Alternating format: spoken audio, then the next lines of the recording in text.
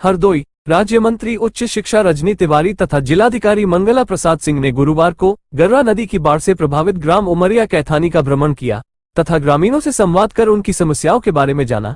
जिलाधिकारी ने चिकित्सा विभाग को निर्देश दिए कि गांव में बीमारों की जांच कर दवा उपलब्ध कराए और पेयजल को शुद्ध करने के लिए क्लोरीन की गोलियां वितरित की जाए।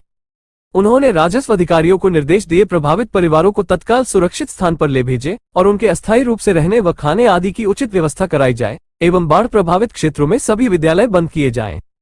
पशुपालन विभाग को निर्देश दिए कि पशुओं के भूसे चारे आदि की पर्याप्त व्यवस्था की जाए।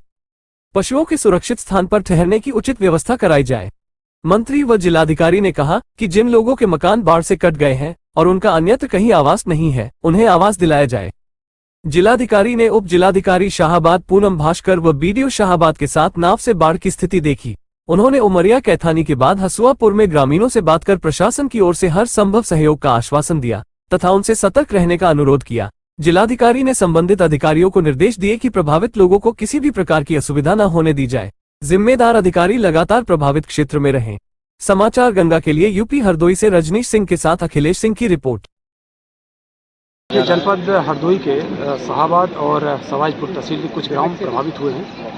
प्रभावित होने का मुख्य कारण यह है कि जो गर्रा नदी है उसमें पीलीभीत से दूनी बैराज डैम से पानी छोड़ा गया है, जिसकी वजह से यहाँ वाटर लेवल बढ़ा हुआ है और कुछ गांव प्रभावित हुए हैं, जिसमें एक गांव जहां हम लोग खड़े हैं उमरपुर कैथानी नाम है उसका, ये बैरिया ग्राम पंचायत में आता है। इस बैरिया ग्राम पंचायत में 4 मजरे हैं और 4 में से एक मजरा प्रभावित हुआ है। एक मजरा अभी प्रभावित नहीं हुआ है, बट अगर शाम तक वाटर लेवल और बढ़ता है जैसी कि संभावना बताई गई है तो वो भी प्रभावित हो सकता है।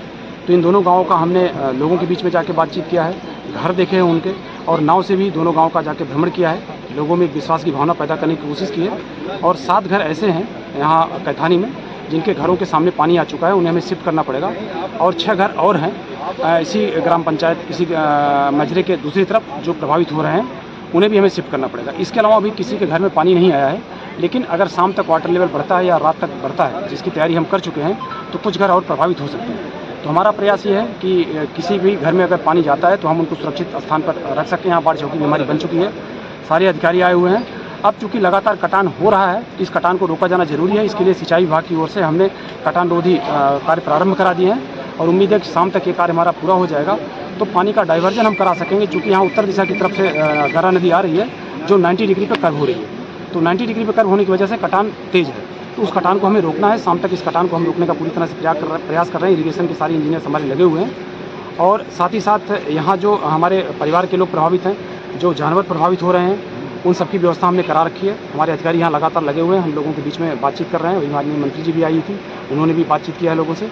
इसके अलावा चिकित्सा विभाग की भी टीम हमने लगा रखी है। यहाँ लोग स्वच्छ पेयजल पी सकें, पानी पी सकें, किसी को पानी के संबंधित बीमारी ना हो, इसके लिए हम दवाएँ भी बंटवा रहे हैं, क्लोरीन की टैबलेट्स भी बंटवा रहे हैं। साथ ही साथ खाद्यान्न का भी वितरण हम सुनिश्चित करा रहे हैं कि किसी को कोई असुविधा ना हो। जिनके घर प्रभावित होंगे, सरकार का निर्देश है, माननीय मुख्यमंत्री जी का निर्देश है, हम उनको नया घर देंगे।